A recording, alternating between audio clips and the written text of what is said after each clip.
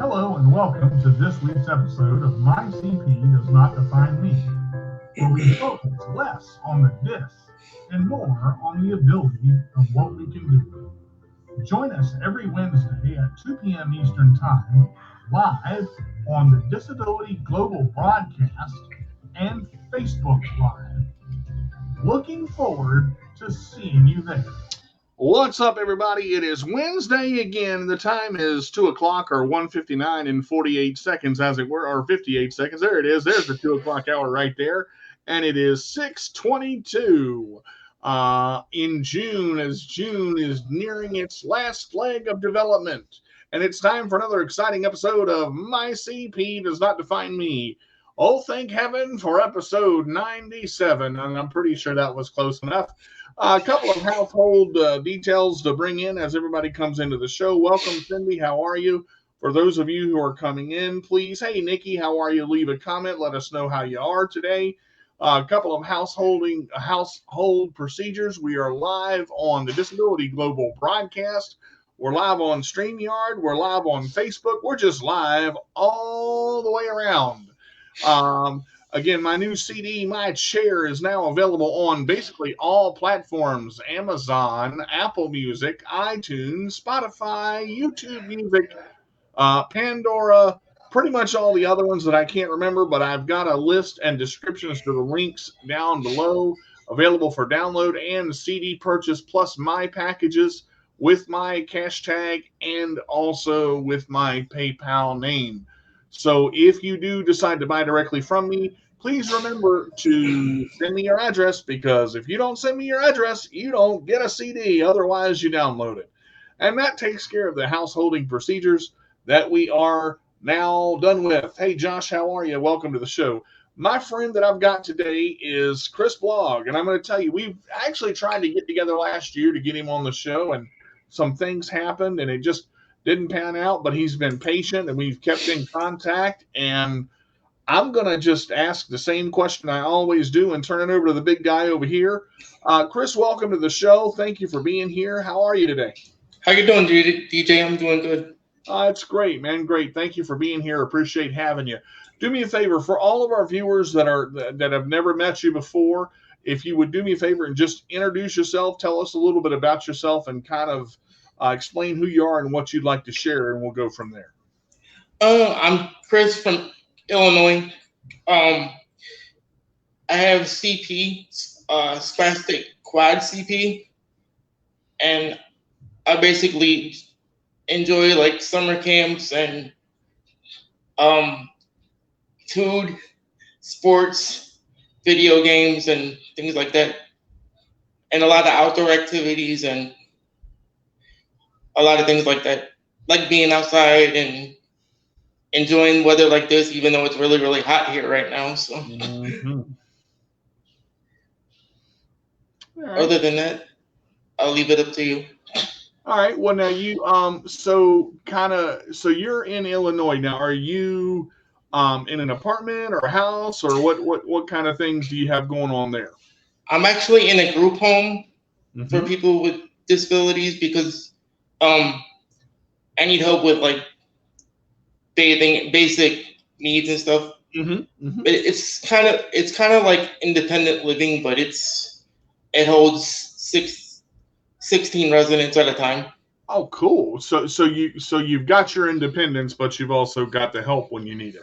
Yeah, and I have people here too. Residents cool. And staff here. All right. So what's the atmosphere like there? I mean, I know a lot of some people in group homes, it's, some people like it, some people it's not their cup of tea. How do you feel about it? What's your take on it?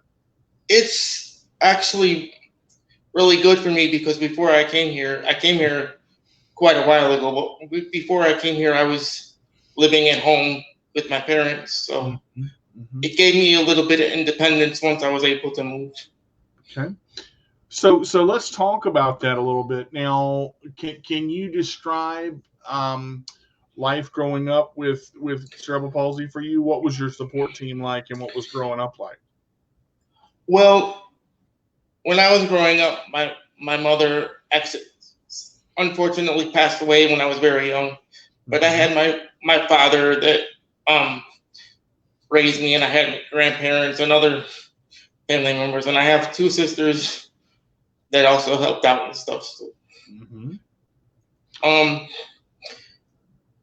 I had a really good life. I just, because of where I was, because I was in like a small town, it was hard to like have transportation to go places and stuff. But now here I can do a lot more activities and like go to sporting events and movies and a lot of things like that.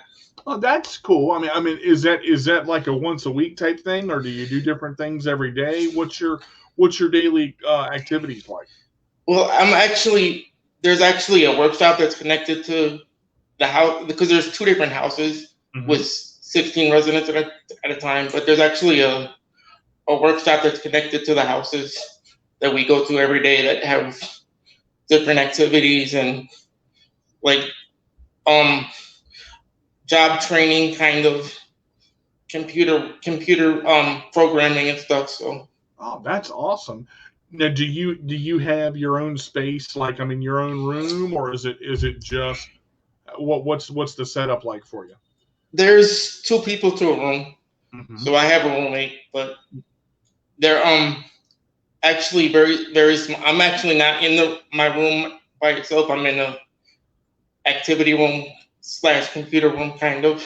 But the rooms are decent, but we have like two roommates. Well, 1 roommate per room, so 2 people per room.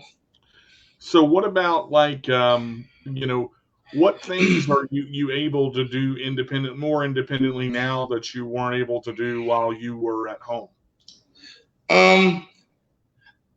I have a lot of help with dressing and bathing and stuff. Those are the basic things that I need, but I'm able to like spend a lot more time with friends, get out with them a lot more, and able to, like I said, able to go out with them and also staff and people from here. So.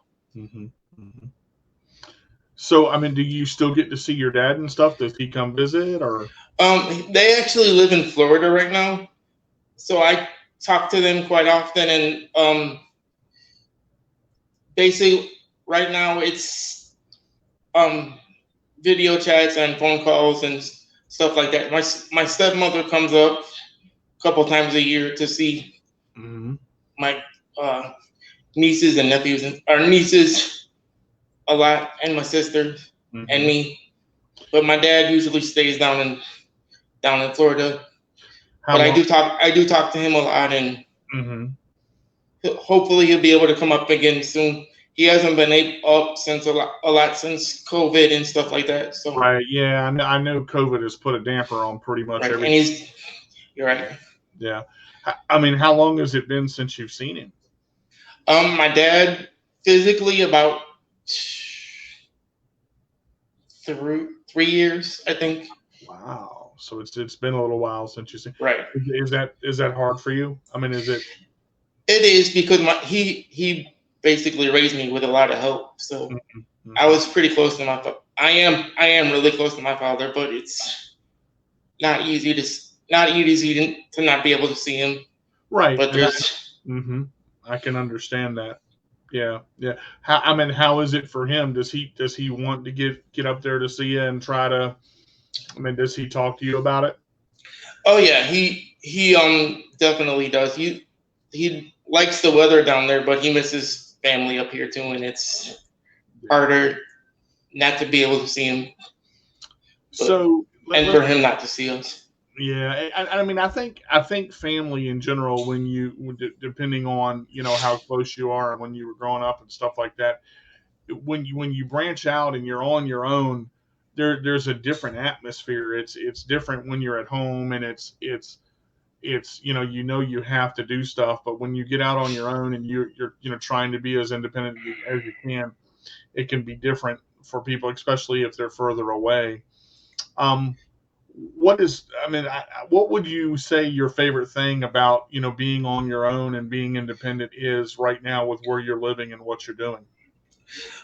Just being able to because when I was living at home, I had to depend on my parents to do a lot of things. And I know living here, I depend on people to help me and stuff. But being older now and being able to basically do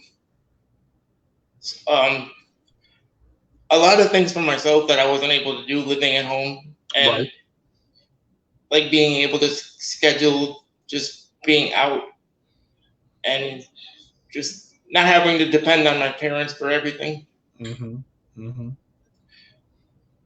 What kind of now you mentioned that you had job training and everything like that. Right. Cindy actually left a good comment here. One of our viewers that's watching, she said, technology is really nice when you can't physically see someone. And right. Yeah. So I'm guessing Skype and video calls make it make it a lot easier. You mentioned job training, kind of. What are you training in anything particular, or is there anything that you're doing that you wanted to do? Just basic. I went to school for computer programming, but here it's like just basic computer stuff, like just learning the different programs on the computers and stuff. But okay, where did you go to school for computer programming? It's a town here named like Joliet, so it was Joliet Junior College. Okay, all right. So you went to a junior college. How many years did you go? I would say, because unfortunately I wasn't able to finish for certain reasons, but I went for like a year and a half. Okay. Almost 2 years. Oh wow! Now is that something you could possibly pick back up through online? Have you thought about it? I thought about it, but with my age and stuff, I don't know if I would be like able. Well, I know I can, but it's definitely something that I'm thinking about doing in the future. Well, I mean, here's the thing, and don't let age deter you, because it's all up here. Age is just a number, and if you want something bad enough, if you're passionate about it, and you want to go back to school and you want to do it, that's something that once you get yourself set, now that you've got your independence and you've got somewhere that you can be where you can do what you need to do, you've got the help with what you need to get help with. That may be something later on, maybe in the fall, that you pick up the ball and get it done. It's the kind of thing, because the longer you wait, the harder it's going to be, because you've got to go back and retain some of the things that you had before. How much more will some of the classes transfer over, or? That I'm not sure. That would be something I'd have to look into. But there is something that I forgot to tell you, if you have time, that I actually do here. I tutor like English classes online to like people from like the Ukraine. Oh, wow. Yeah, so I was able to help. Now it's more difficult because of everything that's going on in the Ukraine, but I've been able to help them with learning English and stuff like that. And so how's that experience been for you? It was very interesting, because I also got to learn about them and got to teach them about things from America, and teach them the language base. I mean, even though they took it in school in the Ukraine, they were able to learn things from me that they didn't even know. So explain to me how you got into that. How did you get into teaching English for the Ukraine? Because at one time there was a person here that actually lived in the Ukraine, that actually worked in the facility. So because of that, she was able to connect with people on Facebook and told them about me, and I was able to help with tutoring and stuff. So now, was that a job that you had, or was that a volunteer position, or? It was a volunteer position, but I had the same students like every week. So that's pretty cool. How many students did you have? I had like 2 at a time. So it was like every other day I was meeting up with them and having sessions with them. So a couple things going into this a little bit deeper.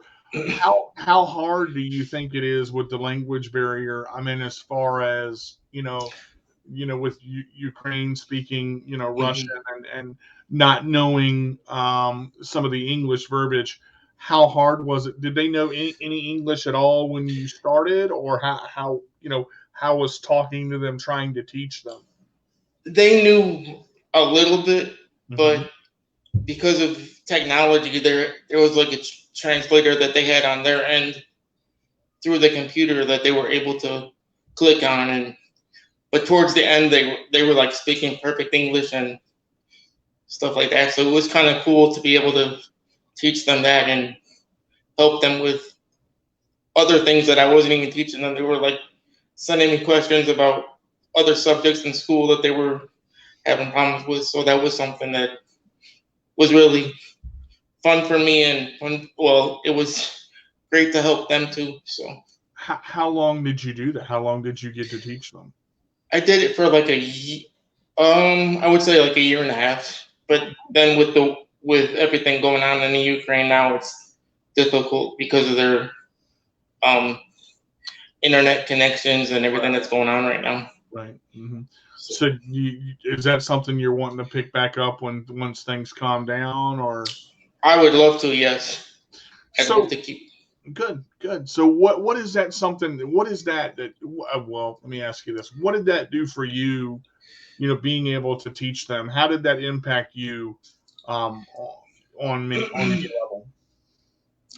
It made me feel good to be able to, because I've had a lot of people that helped me through Mm-hmm. my whole life, and being able to help other people, and I was able to teach them about my disability also too. We got into that kind of a little bit, so they were able to understand that.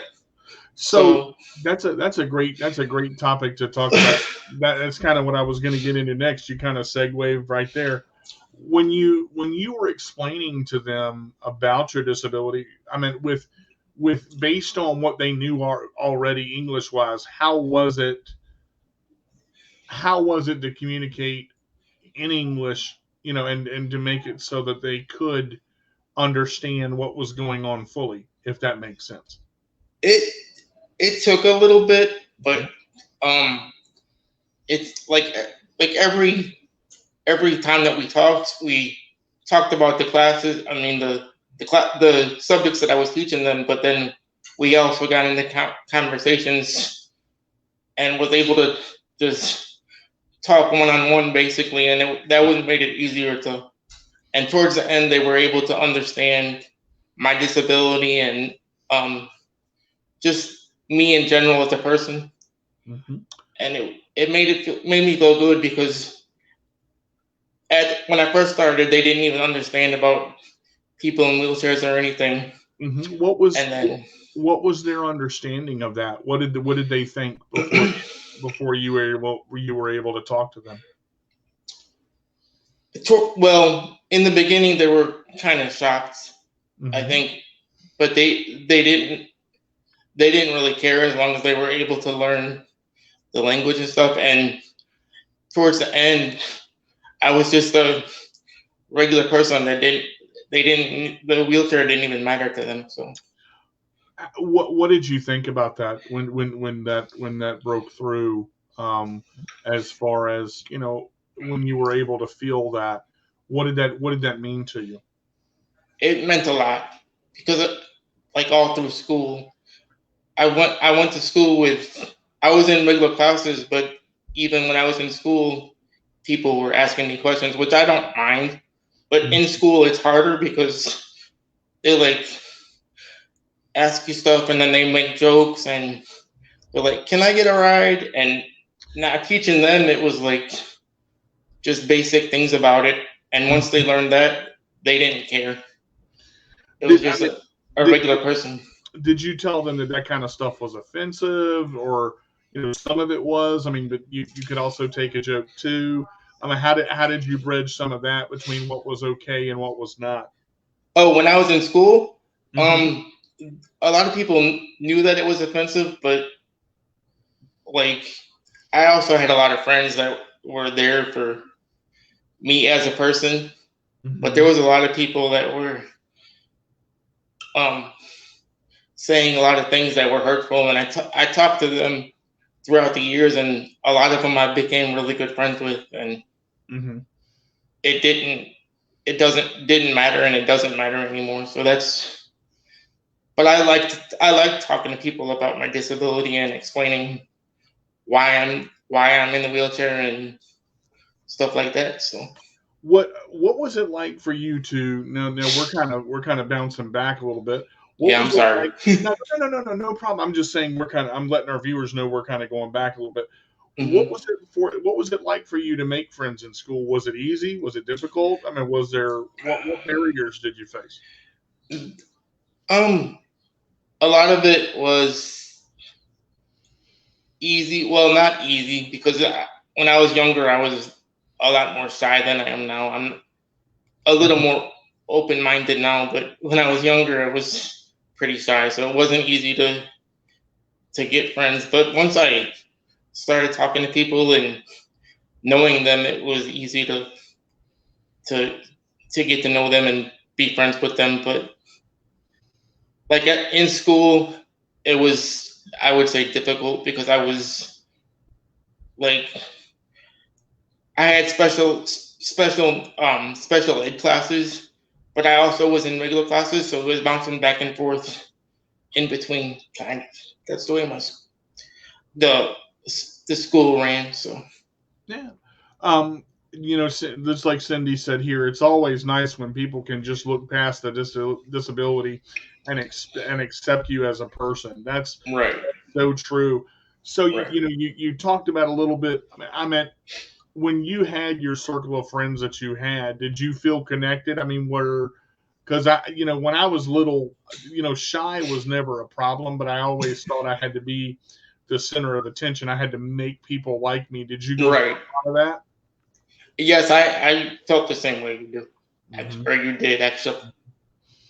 Yeah, not so much when I was little. I just, when I went through school, it was more like I could make friends, but I thought I had to do something to impress them. It took me a while to get past this, um, you know, you don't have to make somebody like you. If you just be who you are and be yourself, they're gonna like you for who you are. Um, Hmm. did you find when did so I don't ask this question a lot, but I'm going to go ahead and ask it. Did you find a certain age that CP started getting easier to deal with? Things like that started getting easier to deal with, like making friends and learning that, okay, I've got to have help with this. Did some of that get easier as you got older? And what age would you say that was? I would probably say like through junior high and the beginning of high school, I Mm-hmm. started feeling like it was just part of my life and it was normalcy to me, basically. Mm-hmm. Did you have that? Did you have that question a lot? Did you want to? And the reason I'm asking you this is because I want to kind of see what your thought process is on, people say normal a lot. And I think individuals have to find their own normal. But when you were growing up and when you were, because this is all you've had CP since Hmm. birth, and that's Hmm. that's how CP work. You don't CP Hmm. work. You don't just wake up one day and go, oh, my legs don't work. Just Hmm. kind of go from there. I just tell everybody I have an allergic reaction to gravity, but that's me. But what was when did you and I don't know if this is going to sound right to you. When did you come into your own state of being? When did you realize that Chris was okay and that the way you did things was the way you did things? I would say probably 15, 16. Mm-hmm. Mm-hmm. And what did it take to get you to that point? Because living at home living at home, I was my my father and my stepmother. Thank God for them. They Mm-hmm. made me do as much as I could on my own. So it was like,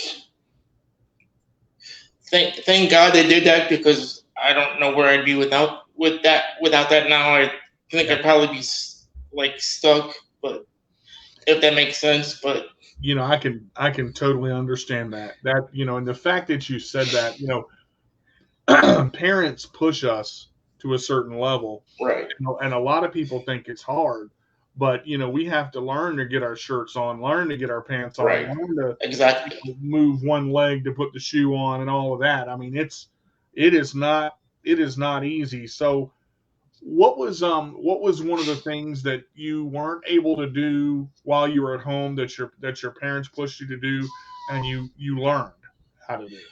Um, like you just brought up, um, doing as much dressing as I can and transfers, which aren't as easy now because I'm older. But Oh yeah. when I was at home, I was doing 95% of the transfers by myself, like getting in and out of bed and going to the washroom and stuff. But now it's more now because I'm older and of where I am now, it's a little more difficult to do that stuff, which I want to get back to eventually. Got a little more mass to deal with now. Yeah, that too.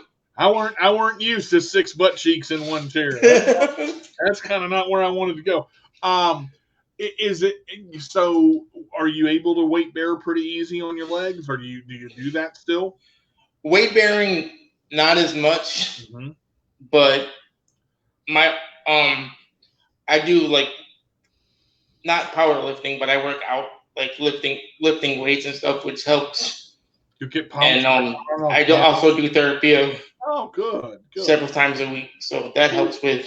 That was my next question. Stretches and stuff like that. So that's awesome. That was my next question. I was going to say, you get pumped like Arnold.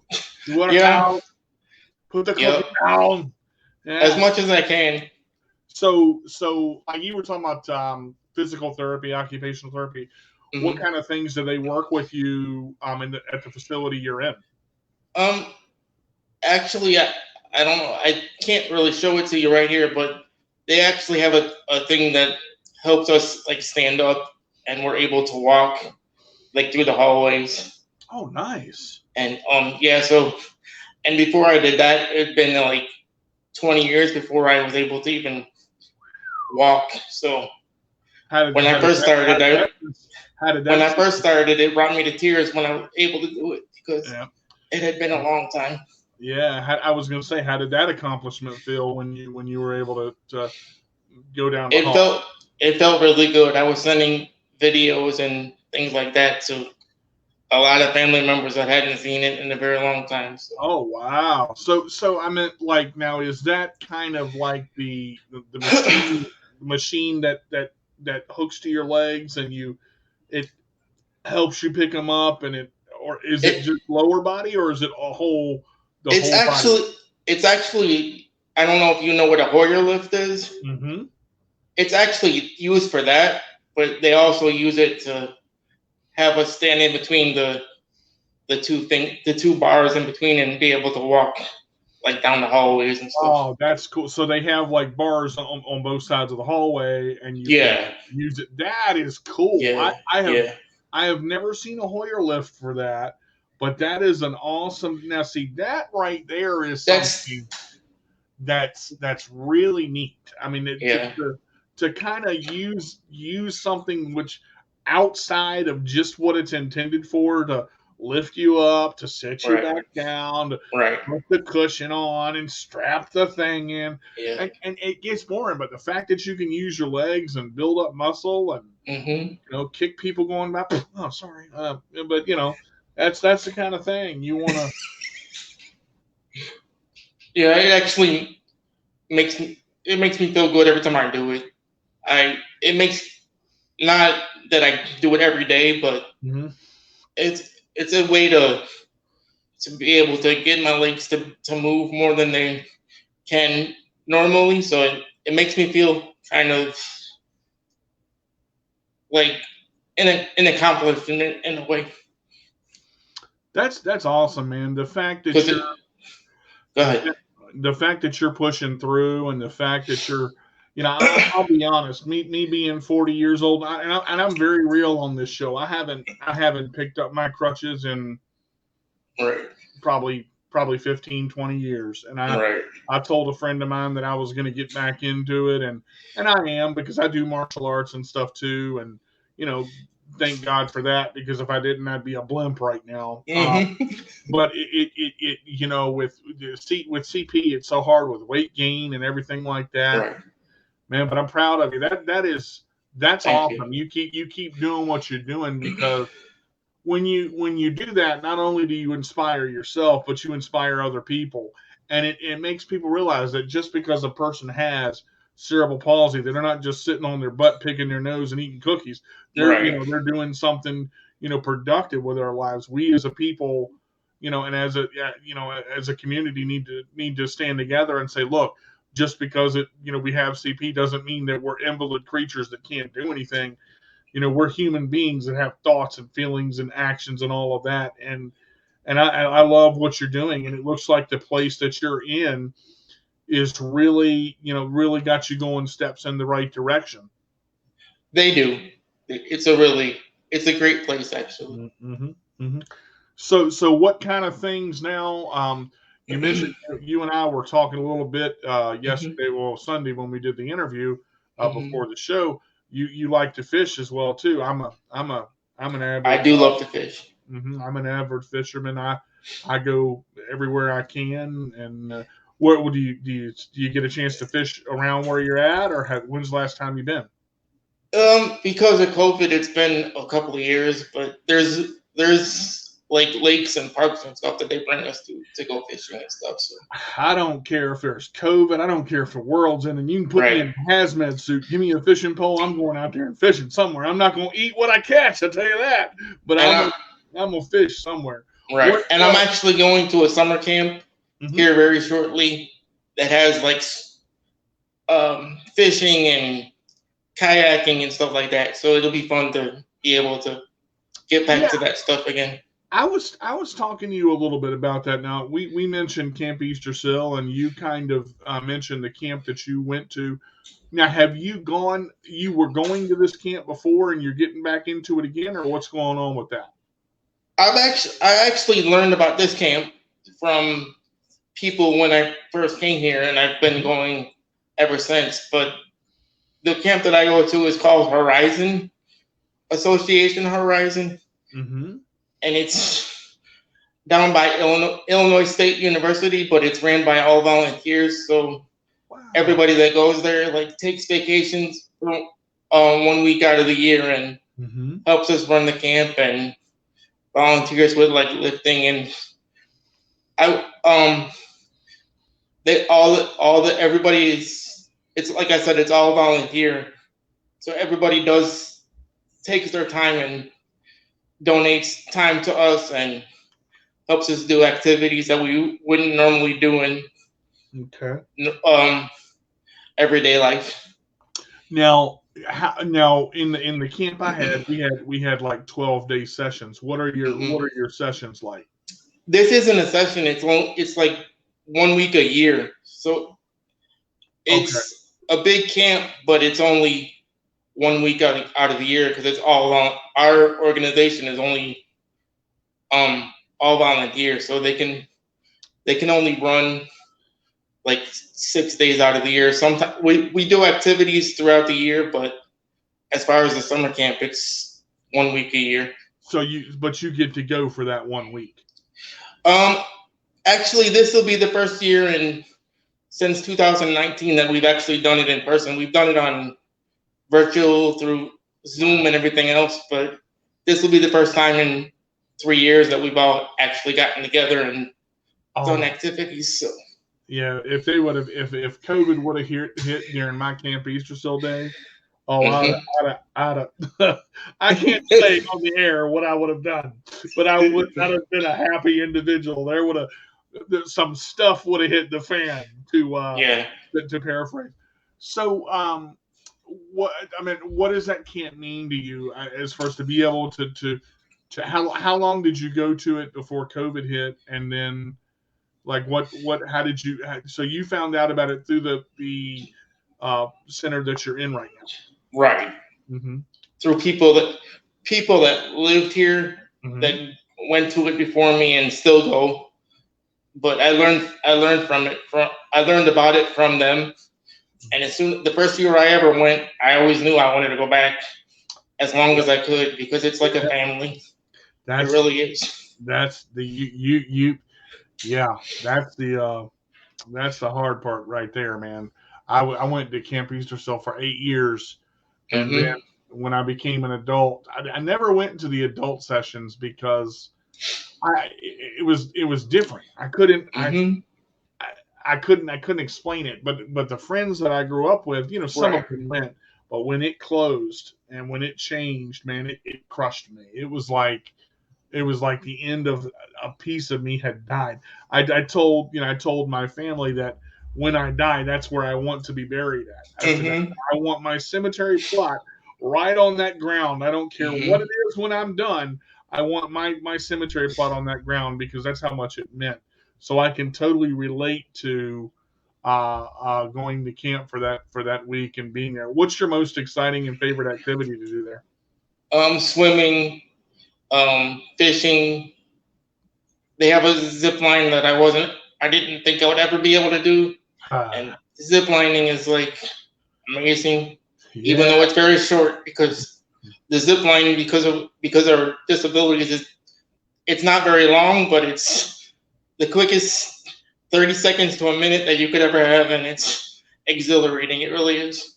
Yeah, we had a zip line too. We had a 23-foot tree, and actually 27. Actually, right. We went up that tree, and then the zip line was from one end to the other, and it was about 45 seconds of oh my god! Exactly. I remember the instructor was the head of the camp, and he's like, "All right, pull yourself up." I'm like, He said, "Come on, you can do it." And I pulled myself up there and got to the top. He's like, "Whatever you do, don't look down." Now, when somebody tells you don't look down, first thing you do is you look down. And I said, "Oh," and I'm like, "Oh, man, what am I gonna do?" The whole 9 yards. So it was. But once you do it once, and once you get up there, and once you realize that you're able to fly, that's that moment. And nobody can take that away from you. I totally get it. That's memories right there, man. Yeah. Woo! We're bringing back emotions now because, and again, talking about that, that a lot of people can't relate to that because some people don't get the experience to go to a Camp Eastersill, a Camp Hole in the Wall, a Camp, Horizon. They've never had the experience of seeing, 45 and 50 kids with disabilities like them or adults like them that are the same, and you can sit in the same room and talk about things that you can relate to. What is that like for you? How many people are at the camp when you go? This year is going to be different because of COVID restrictions and stuff, but usually every other year we have, like, between staff and volunteers and campers, it can run up to like 240 something people on the campsite. Not all campers, but like staff and campers included, it's like 250 That's on a normal year. Whoa! Great day. 250. Great. Damn, I'm all right. Yeah, man. I we would go canoeing and horseback riding and have arts and crafts and all that. Man, first time I went canoeing and that thing was you try to get in the boat and they're trying to lift you in the boat. And I was a little thin thing back in that day. When I was 18, I weighed 108 pounds. I mean, I was like a little rail. And so they picked me up, throw me in the boat, but then they got in there and that thing started to wobble. And I said, if y'all drop me, y'all going in with me. I said, I ain't going in by myself. But yeah, it is definitely good times, as my friend Josh said. Josh is another guy that went to camp with me. He actually went to camp, I believe, pretty much until it closed too. So it was, Josh he's one of the seniors there that went one of the longest times. So I can Yeah, relate to that. I've gone to a lot of camps since I was young, but this camp, I didn't think I would ever find a camp after I was over 18. But once I found this one, it's like I want to go here as long as I live, as long as I can, or as long as they'll take me, because it's really it really is like a family. I have some of the best friends I've ever had in my whole life. So yeah, I can definitely understand that. What I mean, as far as some of the some of the communication between the people that go to the camp with you, can you describe what it's like for those that don't know of what it's like to sit in a room full of people with disabilities and just be your own definition of normal and not have to worry about what that's going to be like? well, this time of year is, for a lot of people, it's the only time of the year that they can be away from families or loved ones or caregivers, and give your families, your caregivers, your everybody a break, and also give yourself a break, and you can meet some of the, like I said, some of the best people in the world, as long as you take time to get to know them and have fun. Because once you get to know them, like I said, they're like family, and they'll be with you for a very long time. Yeah, yeah. Do you keep in contact with a lot of the people outside of once you're done with the session or the week that you go? Do you keep in contact with a lot of people throughout your camp years, or? Thanks to Facebook and Messenger and everything else, yes. But there's a lot of people that I haven't seen. I mean, I have one of my best friends in the world. His name's Dan. He comes and he's actually kind of close to me, so he comes to see me as much as he can. So we're able to spend time. But as far as everybody else, it's hard to see them all. But like I said, this year is going to be very emotional and very fun. But it's going to be great to see everybody again. Awesome. When are you getting to go? If I'm completely accepted, which I'm hoping, I'll find out here in a couple of weeks. But I'll be leaving on the 17th, and it'll run through July 23rd. But then, like I said, I'll be able to talk with a lot of them, and hopefully be able to meet up with quite a few after camp. So I'll tell you, we on the air, but at least I can say some of the women in that camp, Lord. Oh yeah. How the great thing about a volunteer organization, Lord, how mercy help me. I say y'all can volunteer anytime. Yep. Keeping it clean and moving on. But yeah, there was. I love swimming. Boy, I was thinking, do I have to get out of the pool, Lord?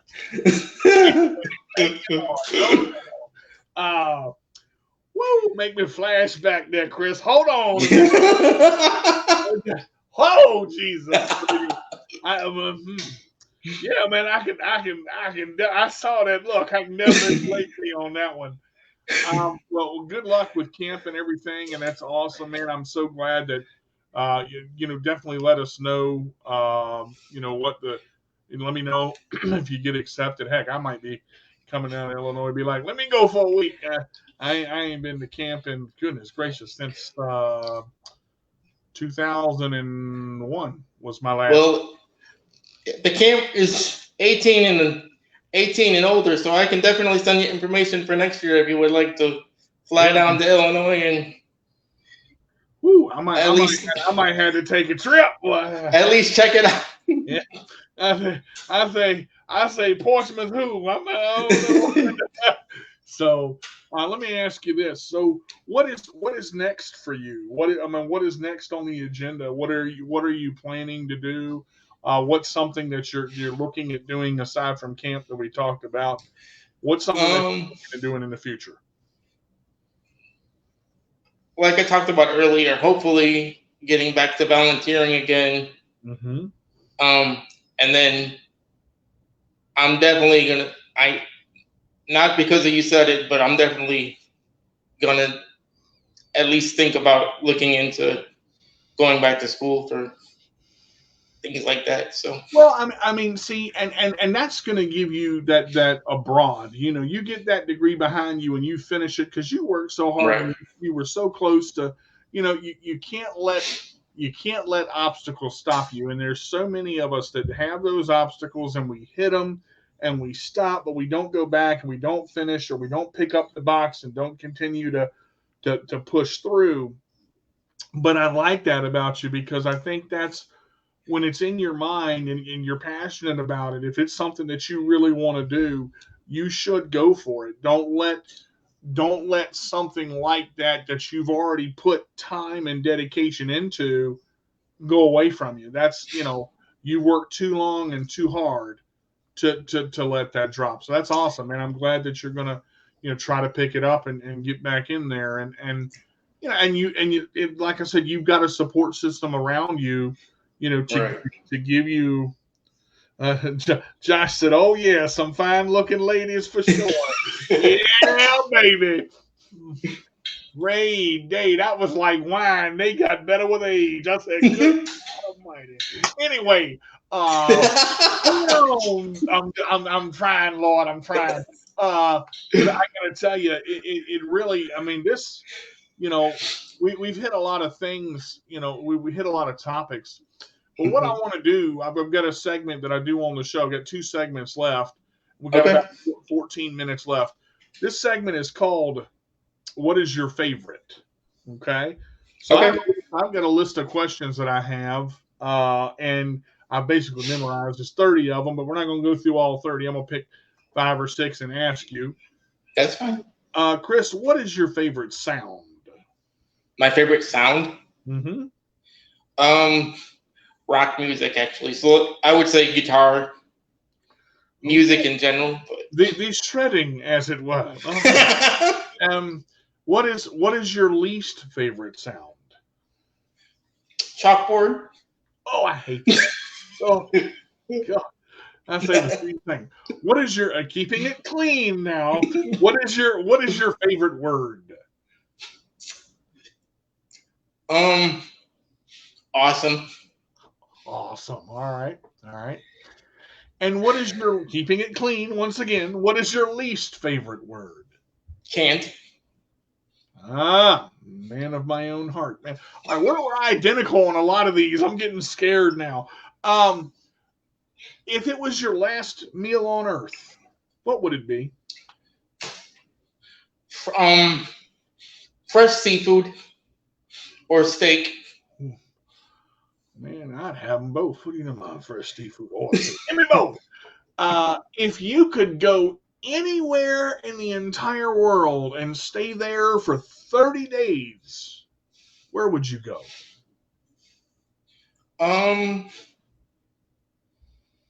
Probably Hawaii. Somewhere I've never been. Okay, all right. What is one place you never want to visit? Hell. Good. A good answer. That's a good answer. I've never heard that one, but we will put that one in the archives. If you could change one thing about your disability, would you, and why? What would it be and why? If you chose to change, if you could change anything about your disability, would you? What would it be and why? I don't think I would, because it made me the person that I am today. I'm looking at these, and I went through and I answered every single one of them, and I've just asked you 5 of them, and 4 out of the 5 you have the same answer, except 3 out of the 5 you have the same answers that I had. What is your favorite animal? Horses or dogs. Okay. And what is your least favorite animal? My least favorite animal.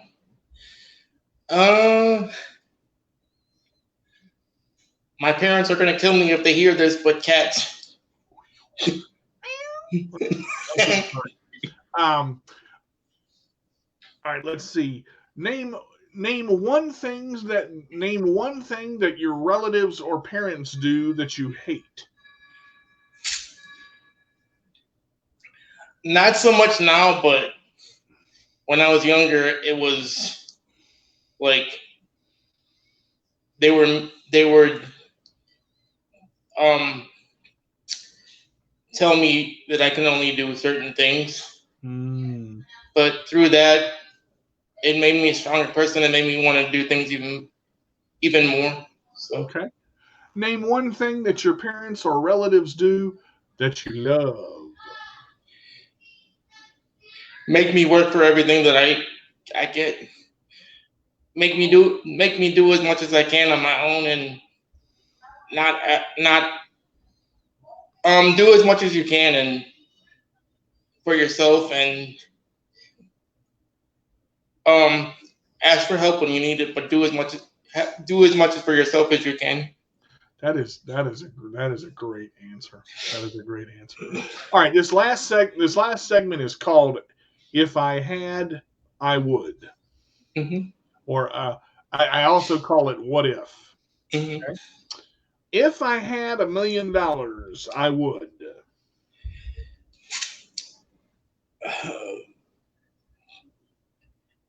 build a house big enough for me to live in, but also donate to facilities for people with disabilities. Because a lot of people get donations, but there's a lot of places that could use more money for equipment and stuff like that. And I would also donate to summer camps and probably start one for people with disabilities. Awesome answer. If I could date any celebrity in the world, I would. I would say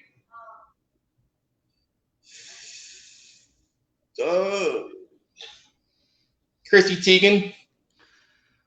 Ooh, enough said on that one.